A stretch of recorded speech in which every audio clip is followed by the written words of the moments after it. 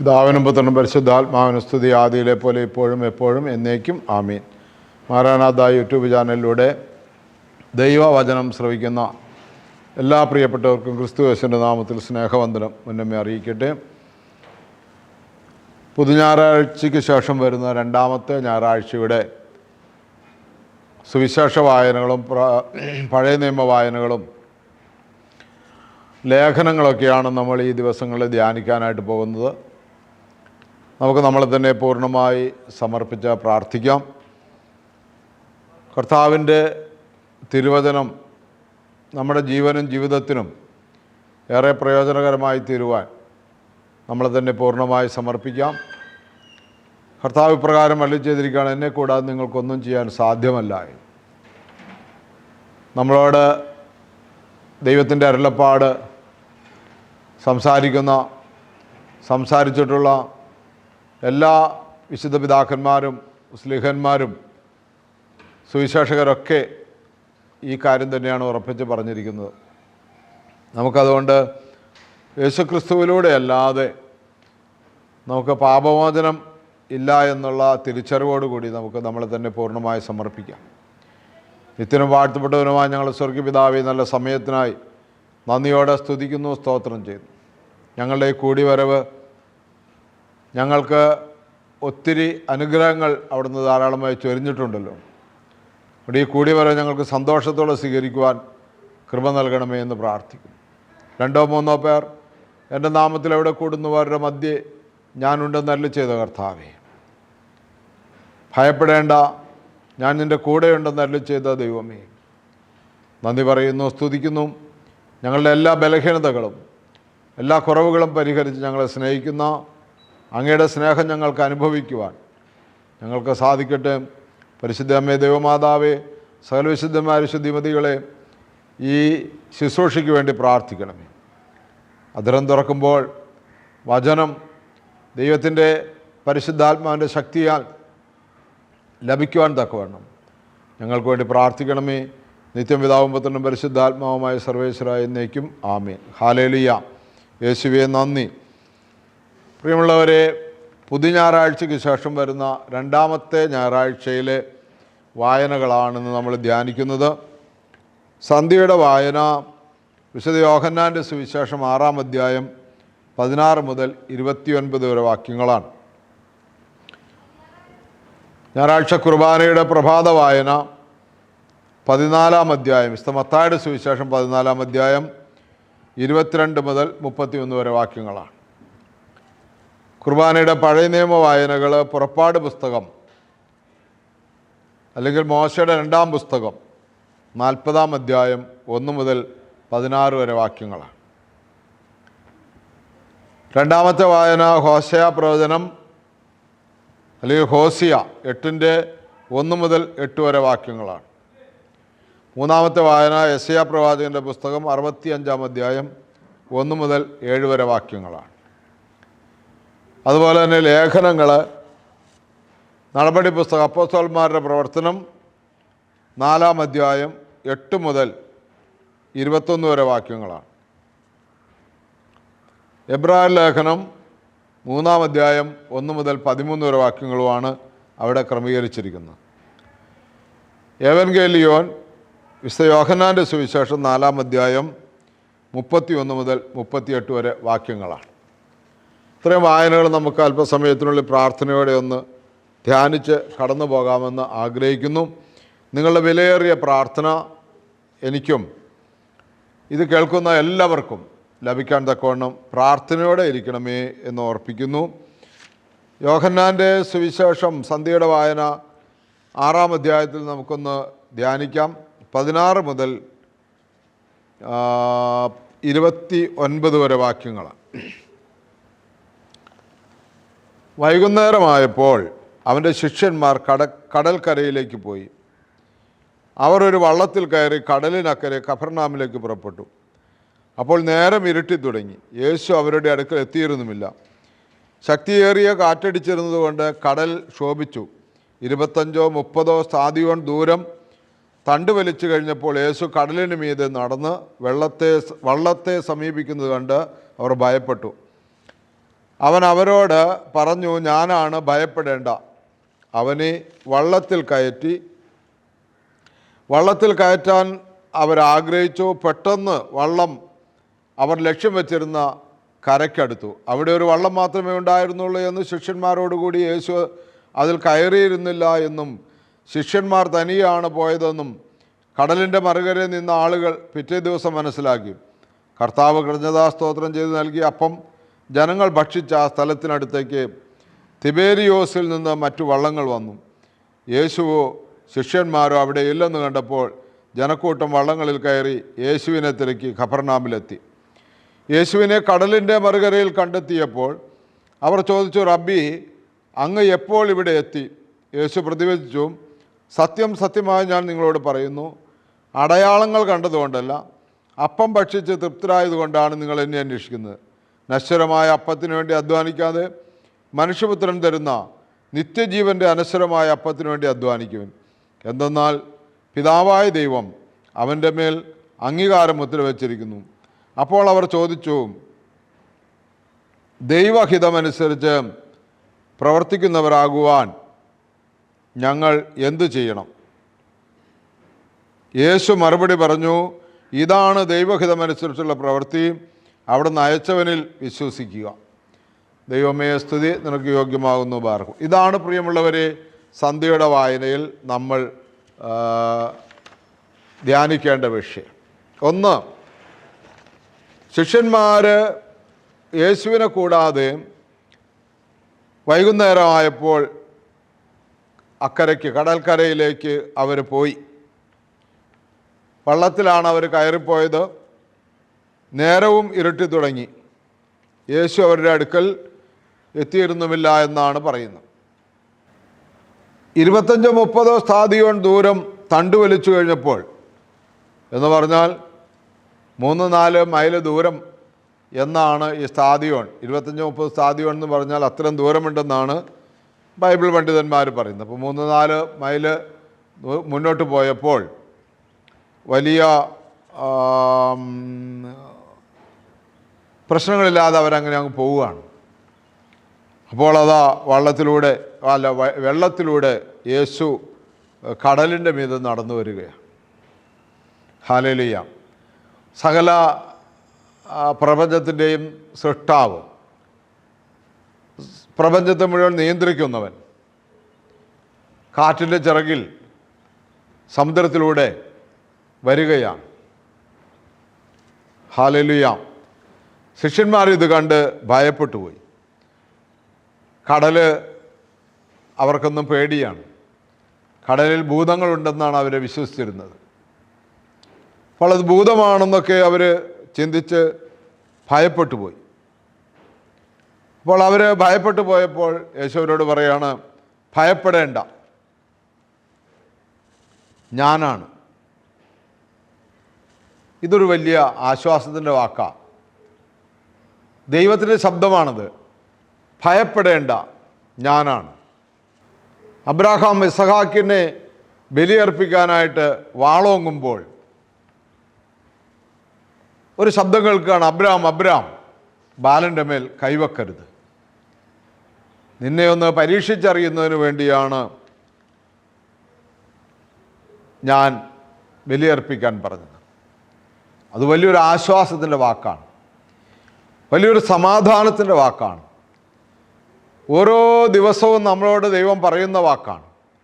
365 ദിവസത്തിന് വിശുദ്ധ ബൈബിളിൽ 366 പ്രാവശ്യം എഴുതിയിട്ടുണ്ടെന്ന് രേഖപ്പെടുത്തപ്പെട്ടിരിക്കുന്നു. ഭയപ്പെടേണ്ട. അപ്പോൾ ഇവിടെ ശിഷ്യന്മാരോട് പറയണം, ഭയപ്പെടേണ്ട. എന്നാൽ അവർ യേശുവിനെ വള്ളത്തിൽ കയറ്റുവാൻ ആഗ്രഹിച്ചു. എന്നാലോ പെട്ടെന്ന് അവർ ലക്ഷ്യം വെച്ച സ്ഥലത്ത് വള്ളം എത്തിച്ചേർന്നു എന്നുള്ളതാണ്. ആ ശിഷ്യന്മാർക്ക് ഇതൊരു വലിയ അത്ഭുതമാണ്. നമ്മൾ ആഗ്രഹിക്കുന്നതിനേക്കാൾ അപ്പുറത്ത് അത്ഭുതകരമായി നമ്മളെ നടത്തുന്ന ഒരു ദൈവത്തിൻ്റെ സ്നേഹം നമുക്ക് അനുഭവിക്കുമ്പോഴുണ്ടാകുന്ന ഒരു ബഹുമാനം, ഒരു ആരാധനയൊക്കെ അത് വളരെ വലുതാണ്. നമുക്ക് അങ്ങനെ ഒരു അനുഭവമൊക്കെ ഉണ്ടാകാൻ വേണ്ടി ദൈവത്തോട് പ്രാർത്ഥിക്കാം. അനുഭവം ഉണ്ടായിട്ടുള്ളവർ ഒത്തിരി ഇങ്ങനെ ദൈവത്തോട് കടപ്പെട്ടിരിക്കുന്നു. നമ്മളെ അത്രമാത്രം മഹത്തരമായി അത്ഭുതകരമായി ദൈവം നടത്തുന്നു എന്നുള്ള ഒരു സത്യമാണ്. ഇനി മറ്റൊന്ന് നമ്മൾ മനസ്സിലാക്കേണ്ടത്,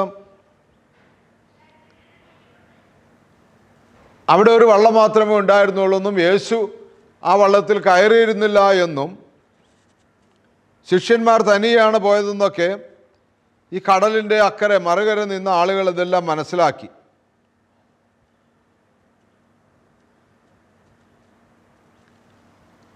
യേശു അപ്പം വലുതാക്കി കൊടുത്ത തിബെരിയോസിൻ്റെ അവിടെ എല്ലാവരും വന്ന്, കൂടുതൽ വള്ളങ്ങളും വന്നു ചേർന്നു.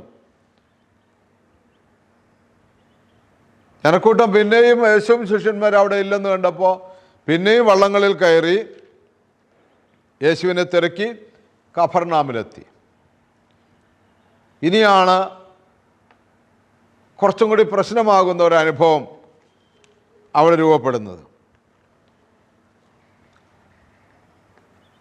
യേശുവിനെ കടലിൻ്റെ മറുകരയിൽ കണ്ടെത്തിയപ്പോൾ അവർ ചോദിച്ചു, റബ്ബി, അങ്ങ് എപ്പോൾ ഇവിടെ എത്തി? ഒരന്വേഷണം.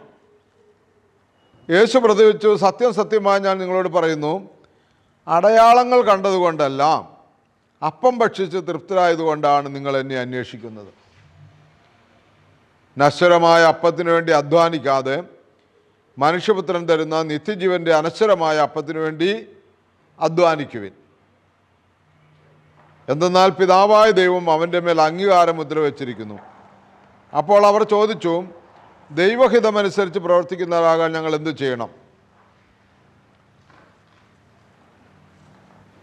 യേശു മറുപടി പറഞ്ഞു, ഇതാണ് ദൈവഹിതമനുസരിച്ചുള്ള പ്രവൃത്തി, അവിടുന്ന് അയച്ചവനിൽ വിശ്വസിക്കുക. ഹല്ലേലൂയ. അപ്പോൾ ജനക്കൂട്ടം യേശുവിനെ അന്വേഷിക്കുന്നു. യേശു ജനക്കൂട്ടത്തോട് പറയുന്നു, നിങ്ങൾ അപ്പം തിന്ന് തൃപ്തരായതുകൊണ്ടാണ് എന്നെ അന്വേഷിക്കുന്നത്, അടയാളങ്ങൾ കണ്ടതുകൊണ്ടല്ല, ദൈവരാജ്യത്തിൻ്റെ അടയാളങ്ങൾ കണ്ടതുകൊണ്ടല്ല, ദൈവരാജ്യത്തിലേക്ക് മനുഷ്യനെ കൂട്ടിക്കൊണ്ടുപോകാൻ വന്ന ദൈവപുത്രനെ മനസ്സിലാക്കിക്കൊണ്ടല്ല, അത്ഭുതങ്ങളിലൂടെ ലഭിച്ച അനുഗ്രഹങ്ങളെ ഓർത്താണ് നടക്കുന്നത് എന്നാണ് പറയുന്നത്. ഇന്നും ഭൂരിപക്ഷം ആളുകളും നമ്മൾ ഈ കരിസ്മാറ്റിക് ധ്യാന കേന്ദ്രങ്ങളിലൊക്കെ കടന്നു പോകുമ്പോൾ നമുക്ക് മനസ്സിലാകുന്നത്, പ്രത്യേകിച്ച് ഒത്തിരി അത്ഭുതങ്ങൾ നടക്കുന്ന ആ സ്ഥലങ്ങളിലൊക്കെ മാതാവിൻ്റെ പേരിലോ വിശുദ്ധന്മാരുടെ ശുദ്ധിമതികളുടെ പേരിലോ ഇനി യേശുക്രിസ്തുവിൻ്റെ പേരിലൊക്കെ നടക്കുന്ന അത്ഭുത കേന്ദ്രങ്ങളിലൊക്കെ ഭൂരിപക്ഷം ആളുകളും ഈ പറയുന്ന ആ ദൈവരാജ്യത്തിൻ്റെ അനുഭവത്തിലല്ല, മറിച്ച് സങ്കടങ്ങൾ, പ്രയാസങ്ങൾ, ബുദ്ധിമുട്ടുകൾ, സാമ്പത്തിക പ്രതിസന്ധികൾ, യേശു പറഞ്ഞ പോലെ അപ്പം തിന്ന് തൃപ്തരായതുകൊണ്ടുള്ള അന്വേഷണമാണ്. അതുകൊണ്ട് യേശു അവരോട് പറയാണ്, നശ്വരമായ അപ്പത്തിനു വേണ്ടി അധ്വാനിക്കാതെ നിത്യജീവൻ്റെ അനശ്വരമായ അപ്പത്തിനു വേണ്ടി അധ്വാനിക്കുവേ. നശ്വരമായ അപ്പത്തിനു വേണ്ടി അധ്വാനിക്കാതെ, അതെന്തായാലും ദൈവത്തിന് തരാൻ കഴിയുമല്ലോ. മത്തായിയുടെ സുവിശേഷത്തിൽ നമ്മൾ വായിക്കുന്നത്, ദൈവരാജ്യം ബലപ്രയോഗത്തിന് വിഷയമാണ്, ബലവാന്മാരത് പിടിച്ചടക്കുന്നു എന്നാണ്. അപ്പോൾ ഈ 5 അപ്പം കൊണ്ട് 5000 പേരെ പറ്റിയ കർത്താവിന്, ഈ കടലിൻ്റെ മീതെ നടന്ന കർത്താവിന്, ശിഷ്യന്മാർ തുഴഞ്ഞ് എത്തേണ്ടടുത്ത് എത്തുന്നതിനേക്കാൾ മുമ്പായിട്ട് വള്ളത്തെ എത്തിച്ച കർത്താവിന്, ഈ ജനക്കൂട്ടങ്ങളുടെ എല്ലാം ആഹാരകാര്യങ്ങൾ, അനുദിന ആവശ്യങ്ങൾ കൃത്യമായി സമയാസമയത്ത് കൊടുക്കാൻ കഴിയും. അതുകൊണ്ട് നിങ്ങളുടെ അധ്വാനം രാപകൽ ഉറക്കളച്ച് യേശു എവിടെയാണെന്നിങ്ങനെ അന്വേഷിച്ച് നടന്ന് നിങ്ങൾ അധ്വാനിച്ച് വശം കെടുന്നതിനേക്കാൾ നല്ലത് നിങ്ങളുടെ നിത്യജീവന് വേണ്ടി നിങ്ങൾ അധ്വാനിക്കുക എന്ന് പറഞ്ഞാൽ ശാരീരിക ആത്മീയ വിശുദ്ധീകരണത്തിന് വേണ്ടി പ്രവർത്തിക്കുക. നിത്യജീവൻ്റെ അവകാശത്തിന് വേണ്ടി പ്രയത്നിക്കുക. ഇതാണ് യേശു നമ്മളോട് സംസാരിക്കുന്നത്. നമുക്ക് ഇന്നും ആവശ്യമായിട്ടുള്ളത് അതാണ്. ഭൗതികമായിട്ടുള്ള നന്മകളേക്കാൾ ആവശ്യമായത് ആന്തരിക വിശുദ്ധീകരണമാണ്. യേശു പറയുകയാണ്, എന്നാൽ അങ്ങനെ അധ്വാനിക്കാൻ പറയുന്നതിൻ്റെ കാരണം പിതാവായ ദൈവം അവൻ്റെ മേൽ അംഗീകാരമുദ്ര വച്ചിരിക്കുന്നു. യേശുക്രിസ്തുവിൻ്റെ മേലാണ് പിതാവായ ദൈവം ഈ നിത്യജീവൻ്റെ അവകാശത്തിലേക്ക് ആളുകളെ സ്വീകരിക്കുക, അല്ലെങ്കിൽ ആളുകൾക്ക് അത് അവകാശമായി കൊടുക്കുക എന്നുള്ള അംഗീകാരത്തിൻ്റെ മുദ്ര വച്ചിരിക്കുന്നു. മറ്റാരിലും ആ മുദ്രയില്ല. ലോകത്തുള്ള ഒരു പ്രവാചകന്മാരിലുമില്ല, ഒരു എന്താ പറയുന്നത് പുണ്യവാന്മാരിലോ പുണ്യവതികളിലോ ഒന്നുമില്ല. ഈ മുദ്ര യേശുക്രിസ്തുവിലാണ്. അപ്പോൾ അവർ ചോദിച്ചു, ദൈവഹിതമനുസരിച്ച് പ്രവർത്തിക്കുന്നവരാകാൻ ഞങ്ങൾ എന്തു ചെയ്യണം? ഈ നിത്യജീവന് വേണ്ടി അധ്വാനിക്കുന്നവരാകാൻ എന്തു ചെയ്യണം? യേശു മറുപടി പറഞ്ഞു, ഇതാണ് ദൈവഹിതമനുസരിച്ചുള്ള പ്രവൃത്തി, അവിടുന്ന് അയച്ചവനിൽ വിശ്വസിക്കുക. അവിടുന്ന് അയച്ചവനിൽ വിശ്വസിക്കുക. ഇതാണ് ഒന്നാമത്തെ വായന. യേശു ക്രിസ്തുവിൽ വിശ്വസിക്കുക. അപ്പോൾ നമുക്ക് അനശ്വരമായ അപ്പത്തിനുള്ള വകയുണ്ടാകും. അനശ്വരമായ അപ്പത്തിനുള്ള വക. അപ്പോൾ ദൈവഹിതമനുസരിച്ചുള്ള പ്രവൃത്തി യേശു ക്രിസ്തുവിൽ വിശ്വസിച്ചുകൊണ്ട്, യേശു ക്രിസ്തു നമ്മളോട് പറഞ്ഞതെല്ലാം അനുസരിച്ചുകൊണ്ട് ജീവിക്കുക. ഹല്ലേലൂയ. രണ്ടാമത്തെ വായന പ്രഭാത വായന. വിശുദ്ധ മത്തായിയുടെ സുവിശേഷം 14-ാം അധ്യായത്തിൻ്റെ 22 മുതൽ 33 വരെ വാക്യങ്ങളിലാണ്. മത്തായിയുടെ സുവിശേഷം 14-ാം അധ്യായം. ഈ കഴിഞ്ഞ മുമ്പ് നമ്മൾ വായിച്ച വേദഭാഗവുമായിട്ട് ബന്ധപ്പെട്ട കാര്യങ്ങൾ തന്നെയാണ്. എന്നാൽ കുറച്ച് വ്യത്യാസത്തോടു കൂടി വേറൊരു അനുഭവമായിട്ട് അവിടെ വിശദീകരിച്ചിരിക്കുന്നു. 14-ാം അധ്യായത്തിൻ്റെ 22-ാമത്തെ വാക്യം മുതലാണ് വായിക്കുന്നത്. അതും വെള്ളത്തിന് മീതെ നടക്കുന്ന സംഭവമാണ്. യേശു ജനസഞ്ചയത്തെ പിരിച്ചുവിടുമ്പോഴേക്കും തനിക്ക് മുമ്പേ വഞ്ചിയിൽ കയറി മറുകരയ്ക്ക് പോകാൻ യേശു ശിഷ്യന്മാരെ നിർബന്ധിച്ചു. അവർ ജനക്കൂട്ടത്തെ പിരിച്ചുവിട്ടതിന് ശേഷം ഏകാന്തതയിൽ പ്രാർത്ഥിക്കാൻ മലയിലേക്ക് കയറി. രാത്രിയായപ്പോഴും അവൻ അവിടെ തനിച്ചായിരുന്നു. ഇതിനിടെ വഞ്ചി കരയിൽ നിന്ന് ഏറെ ദൂരം അകന്നു കഴിഞ്ഞിരുന്നു. കാറ്റ് പ്രതികൂലമായിരുന്നതിനാൽ തിരമാലകളിൽപ്പെട്ട് അത് വല്ലാതെ ഉലഞ്ഞു. രാത്രിയുടെ 4-ാം യാമത്തിൽ അവൻ കടലിന്മീതെ നടന്ന് അവരുടെ അടുത്തേക്ക് എത്തുന്നു. അവൻ കടലിന് മീതെ നടക്കുന്നത് കണ്ട് ശിഷ്യന്മാർ പരിഭ്രാന്തരായി. ഇതാ ഭൂതമെന്ന് പറഞ്ഞ് ഭയനിമിത്തം നിലവിളിച്ചു. ഉടനെ അവൻ അവരോട് സംസാരിച്ചു, ധൈര്യമായിരിക്കുവിൻ, ഞാനാണ്, ഭയപ്പെടേണ്ട. പത്രോസ് അവനോട് പറഞ്ഞു, കർത്താവേ, അങ്ങാണെങ്കിൽ ഞാൻ ജലത്തിന് മീതെ കൂടെ അങ്ങയുടെ അടുത്തേക്ക് വരാൻ കൽപ്പിക്കുക. വരൂ, അവൻ പറഞ്ഞു. പത്രോസ് വഞ്ചിയിൽ നിന്നിറങ്ങി വെള്ളത്തിന് മുകളിലൂടെ യേശുവിൻ്റെ അടുത്തേക്ക് നടന്നു ചെന്നു. എന്നാൽ കാറ്റ് ആഞ്ഞടിക്കുന്നത് കണ്ട് അവൻ ഭയന്നു. ജലത്തിൽ മുങ്ങിത്താഴാൻ തുടങ്ങിയപ്പോൾ അവൻ നിലവിളിച്ച് പറഞ്ഞു, കർത്താവെ, രക്ഷിക്കണേ. ഉടനെ യേശു കൈനീട്ടി അവനെ പിടിച്ചുകൊണ്ട് പറഞ്ഞു, അല്പവിശ്വാസി, നീ സംശയിച്ചതെന്ത്? അവർ വഞ്ചിയിൽ കയറിയപ്പോൾ കാറ്റ് ശമിച്ചു. വഞ്ചിയിലുണ്ടായിരുന്നവർ അവനെ ആരാധിച്ചുകൊണ്ട് സത്യമായും ഇവൻ ദൈവപുത്രനാണ് എന്ന് പറഞ്ഞു. ഹല്ലേലൂയ. പ്രിയമുള്ളവരെ, ഇതിൽ ഒന്നാമത്തെ ഒരു ചിന്ത, യേശു ശിഷ്യന്മാരെയെല്ലാം പറഞ്ഞു വിട്ടിട്ട് ഒറ്റയ്ക്ക് ഏകാന്തതയിൽ പ്രാർത്ഥിക്കാനായിട്ട് പോകുന്ന രംഗമാണ് ഇവിടെ ആരംഭത്തിൽ കാണുന്നത്. മലയിലേക്ക് ഒറ്റയ്ക്ക് കയറി. പ്രാർത്ഥനയ്ക്ക് വലിയൊരു ശക്തിയാണ്. നമ്മൾ കൂട്ടമായി പ്രാർത്ഥിക്കുന്നതിന് വലിയ ശക്തിയുണ്ട്. പക്ഷേ അതുപോലെ തന്നെയാണ് നമ്മുടെ വിശുദ്ധീകരണത്തിന് വേണ്ട ഏകാന്തത. ബഹളങ്ങളുടെ ഇടയിൽ നിന്ന് മാറി ഒറ്റയ്ക്ക് ഏകമായി ദൈവസന്നിധിയിലായിരിക്കുക. അത് പ്രേക്ഷിത വേലയൊക്കെ ചെയ്യുന്നവർക്ക് ഭയങ്കര ശക്തിയാണ്. ഹല്ലേലൂയ. അതുകൊണ്ട് നമ്മുടെ പ്രാർത്ഥന നമ്മൾ ഓർക്കണം. ഏകാന്ത പ്രാർത്ഥനകളൊക്കെ നമുക്കുണ്ടോ എന്ന് പരിശോധിക്കണം.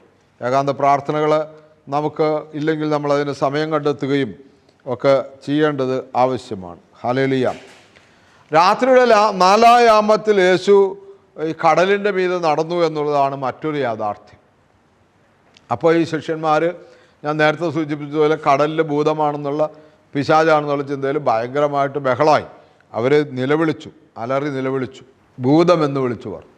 അപ്പോൾ യേശു പറയാണ്, ഭയപ്പെടേണ്ട, ധൈര്യമായിരിക്കും, ഞാനാണെന്ന് യേശു പറയാണ്. അപ്പോഴാണ് അവിടെ പത്രോസിന് ഒരാഗ്രഹം. എന്താണ്? നീ കർത്താവാണെങ്കിൽ അങ്ങ് വെള്ളത്തിൻ്റെ മീതെ നടക്കുന്നത് പോലെ ഞാനും നടക്കട്ടെ എന്ന് കൽപ്പിക്കാൻ പറയുക. പത്രോസിൻ്റെ ആഗ്രഹമാണ്. പത്രോസ് അങ്ങനെ ഇറങ്ങുകയല്ല. പത്രോസ് ഒരു അനുസരണമുള്ള ആളാണ്. പത്രോസ് അവനോട് പറഞ്ഞു, കർത്താവെ, അങ്ങ് ആണെങ്കിൽ ഞാൻ ജലത്തിന് മീതെ കൂടി അങ്ങയുടെ അടുത്തേക്ക് വരാൻ കൽപ്പിക്കുക. പത്രോസ്, നീ വരിക എന്ന് പറയുക. വെറുതെ വെള്ളത്തിൽ ചാടിയിട്ട് കാര്യമില്ല എന്ന് പത്രോസിനറിയാം. കർത്താവ് പറയാതെ ചാടിയിട്ടും കാര്യമില്ല. അതുകൊണ്ട് കർത്താവ് പറഞ്ഞാൽ മാത്രമേ ഈ വെള്ളത്തിൻ്റെ മീതെ നടക്കാൻ കഴിയൂ എന്ന് പത്രോസ് വിശ്വസിക്കുന്നു. ഹല്ലേലൂയ! എൻ്റെ പ്രിയമുള്ളവരെ, ഞാനും നിങ്ങളും വിശ്വസിക്കണം. നമുക്ക് ഏത് പ്രതികൂലതയിലൂടെ കടന്നു പോകാനും സാധിക്കും. പക്ഷേ യേശു പറഞ്ഞാൽ മാത്രമേ സാധിക്കുകയുള്ളൂ എന്ന് വിശ്വസിക്കണം. ദൈവഹിതമനുസരിച്ചുള്ള പ്രവൃത്തി ദൈവം അയച്ചവനിൽ വിശ്വസിക്കുക. എന്ന് പറഞ്ഞാൽ യേശു പറഞ്ഞാൽ മാത്രമേ എൻ്റെ ദുഃഖങ്ങളിലൂടെ, എൻ്റെ പ്രയാസങ്ങളിലൂടെ, എൻ്റെ ദുരിതങ്ങളിലൂടെ ഒക്കെ നടക്കുക. ഇയ്യോബിനെ സാത്താൻ പരീക്ഷിക്കാനായിട്ട് പോയപ്പോൾ ദൈവം പറഞ്ഞത് ഇങ്ങനെയാണ്: എല്ലാ വിധത്തിലും അവനെ പരീക്ഷിച്ചു കൊള്ളുക, പക്ഷെ അവൻ്റെ ആത്മാവിനെ തൊടരുത്. അപ്പോൾ സാത്താനോടാണെങ്കിലും പ്രകൃതിയോടാണെങ്കിലും ഏതിനോടാണെങ്കിലും ദൈവം കൽപ്പിക്കാതെ ഒന്നിനും നമ്മൾ ഇറങ്ങരുത്. പത്രോസിൻ്റെ നല്ലൊരു ചിന്തയാണത്. ഗുരു കൽപ്പിക്കണമേ, ജലത്തോടല്ല, എന്നോട് വാ പത്രോസ് എന്ന് പറയാൻ, സ്നേഹത്തോടുള്ള വിളി കേൾക്കാൻ, അങ്ങനെ യേശുവിൻ്റെ കൂടെ വലിയ അത്ഭുതങ്ങളിലൂടെ സഞ്ചരിക്കാനുള്ള പത്രോസിൻ്റെ കൊതി. അങ്ങനെ കൊതിയൊക്കെ എനിക്കും നിങ്ങൾക്കും ഉണ്ടോ എന്നൊക്കെ ഒന്നുകൂടി പരിശോധിക്കുക. യേശുവിൻ്റെ കൂടെ നടക്കാനുള്ള കൊതി. എന്ത് സംഭവിച്ചു? പത്രോസ് ഇറങ്ങി വെള്ളത്തിലൂടെ മുകളിലൂടെ യേശുവിൻ്റെ അടുത്തേക്ക് നടന്നു ചെന്നു. എന്നാൽ കാറ്റാഞ്ഞടിക്കുന്നത് കണ്ട് അവൻ ഭയന്നു. ജലത്തിൽ മുങ്ങിത്താഴാൻ തുടങ്ങിയപ്പോൾ അവൻ നിലവിളിച്ച് പറഞ്ഞു, കർത്താവേ, രക്ഷിക്കണേ. ഇതാണ് ദൈവത്തിൻ്റെ സ്നേഹം. പത്രോസ് വെള്ളത്തിൻ്റെ മീതെ ഇങ്ങനെ നടന്നു വരുമ്പോൾ, ആ യാത്ര അങ്ങനെ സുഖകരമായിരിക്കുമ്പോൾ, ഞാൻ ഗുരുവിനെ പോലെ ആയി എന്നുള്ള ഒരു, അല്ലെങ്കിൽ ഗുരുവിൻ്റെ സ്നേഹത്തിൻ്റെ ഒരു തികവിലേക്ക് ഞാൻ എത്തി, എനിക്കതിനുള്ള ഭാഗ്യം കിട്ടി എന്ന് ചിന്തിച്ചിരിക്കുമ്പോൾ തന്നെ ഭയങ്കരമായ ശക്തമായൊരു കാറ്റങ്ങ് വന്നു. ആ കാറ്റ് വന്നിട്ട് പത്രോസ് ഭയപ്പെട്ടു പോയി. നമ്മളിങ്ങനെ ഒരു പാട്ട് പാടുന്നുണ്ട്: പ്രതികൂല കാറ്റടിച്ചു എൻ പടകിനെ തകർത്തിടുമ്പോൾ, സത്യമായി വിളിച്ചിടുമ്പോൾ എൻ രക്ഷകൻ പടകിലുണ്ട്. ആ പ്രതികൂല കാറ്റിൽ പത്രോസ് താണുപോയി. അപ്പോൾ തന്നെ അവൻ വിളിച്ചു, ഗുരുവേ, രക്ഷിക്കണേ. ഉടനെ യേശു കൈനീട്ടി അവനെ പിടിച്ചുകൊണ്ട് പറഞ്ഞു, അല്പവിശ്വാസി, നീ സംശയിച്ചതെന്ത്? നീ സംശയിച്ചതെന്ത്? അപ്പം നമ്മുടെ ജീവിതത്തിൽ എന്നും ഇങ്ങനെ സംശയങ്ങളുണ്ടാകും. നാം ആഗ്രഹിക്കുന്ന നന്മ നാം ദൈവത്തിൻ്റെ കൂടെ നടക്കുമ്പോൾ ആഗ്രഹിക്കുന്ന സമയത്ത് കിട്ടാതെ വരികയും അതിൻ്റെ തിന്മ പ്രതികൂലമായി നമുക്ക് വരികയും ചെയ്യുമ്പോൾ നമ്മൾക്ക് എന്നും ഈ യേശുവിനെ സംശയം ഉണ്ടാകും. യേശു പറഞ്ഞതാണല്ലോ, പ്രാർത്ഥിച്ച് തുടങ്ങിയതാണല്ലോ, പ്രാർത്ഥിച്ചിറങ്ങിയതാണല്ലോ, പിന്നെ എന്ത് സംഭവിച്ചു? ഈ ഒരു സംശയം എപ്പോഴും വരും. അവർ വഞ്ചിയിൽ കയറിയപ്പോൾ കാറ്റ് ശമിച്ചു. വഞ്ചിയിലുണ്ടായിരുന്നവർ അവനെ ആരാധിച്ചുകൊണ്ട് സത്യമായും നീ ദൈവപുത്രനാണെന്ന് പറഞ്ഞു. പ്രിയമുള്ളവരെ, ആ വഞ്ചിയിലുണ്ടായിരുന്ന മറ്റാരും അതിന് തുനിഞ്ഞില്ല ആ വെള്ളത്തിലിറങ്ങി യേശുവിൻ്റെ ഒപ്പം നടക്കാൻ. പത്രോസിൻ്റെ കർത്താവിനോടുള്ള സ്നേഹമാണ് അതിനെ സൂചിപ്പിക്കുന്നത്. പത്രോസിൻ്റെ കർത്താവിനോടുള്ള സ്നേഹം. മറ്റതൊക്കെ ബലഹീനതയാണ്. ഭയപ്പെട്ടു പോകുന്നതും സംശയിക്കുന്നതൊക്കെ ബലഹീനതയാണ്. അതിൽ നമ്മളോട് അങ്ങനെ ചോദിക്കുകയുള്ളൂ, നമ്മളെ ശിക്ഷിക്കുകയൊന്നുമില്ല. ഏറിയാലൊരു ശാസന, ദേഷ്യപ്പെട്ടൊന്ന് ചോദിക്കും, എന്താ അങ്ങനെയൊക്കെ കാണിക്കുന്നതെന്നുള്ള ഒരു ശാസന മാത്രമേ ഉണ്ടാവും. എന്നാലും നമ്മളെ കൈപിടിച്ച് മുന്നോട്ട് നടത്തും. പ്രിയമുള്ളവരെ, ഇതാണ് ഈ ദിവസങ്ങളിലെ സന്ധ്യയുടെയും പ്രഭാതത്തിൻ്റെയും വായന. നമുക്കൊരു വാക്ക് പ്രാർത്ഥിച്ച് അവസാനിപ്പിക്കാം. ബാക്കി പഴയ നിയമങ്ങളും ലേഖനങ്ങളും എവൻഗേലിയോനും അടുത്ത എപ്പിസോഡിൽ നമുക്ക് ധ്യാനിക്കാം. നിത്യനും വാഴ്ത്തപ്പെട്ടവനുമായ ഞങ്ങളുടെ സ്വർഗീയ പിതാവേ, ഈ നല്ല സമയത്തിനായി നന്ദിയോടെ സ്തുതിക്കുന്നു, സ്തോത്രം ചെയ്യുന്നു, മഹത്വപ്പെടുത്തുന്നു. തിരുരക്തത്താൽ ഞങ്ങളെ കഴുകണമേ, വിശുദ്ധീകരിക്കണമേ, പരിശുദ്ധാത്മാവിനാൽ നിറയ്ക്കണമേ. ശിഷ്യന്മാർ ഭയപ്പെട്ടതുപോലെ, പത്രോസ് സംശയിച്ചതുപോലെയൊക്കെ അനുദിനം ഞങ്ങളുടെ ജീവിതത്തിൽ ധാരാളമായിട്ടുണ്ടാകുന്ന സംഭവങ്ങളാണ്. എന്നെല്ലാം അവിടെയെല്ലാം ഞങ്ങളെ കാത്ത് പരിപാലിക്കുന്ന ആ പൊന്നുനാമത്തിന്, ആ പരിശുദ്ധമായ സ്നേഹത്തിന് ഞങ്ങൾ നന്ദി പറയുകയും ആരാധിക്കുകയും മഹത്വപ്പെടുത്തുകയും ചെയ്യുന്നു. ഏറ്റവും കരുണയുള്ള യേശുവേ, ഏറ്റവും കരുണയുള്ള ദൈവമേ, പരിശുദ്ധാത്മാവേ, ഞങ്ങൾ നിറഞ്ഞ് ഞങ്ങളെ വിശുദ്ധീകരിച്ച് ഭയമില്ലാതെ സംശയമില്ലാതെ എല്ലാം ദൂരീകരിച്ച് മുന്നോട്ട് പോകുവാൻ സഹായിക്കണമേ. നിത്യം പിതാവും പുത്രനും പരിശുദ്ധാത്മാവുമായ സർവേശ്വര എന്നേക്കും ആമീൻ. ഹല്ലേലൂയ.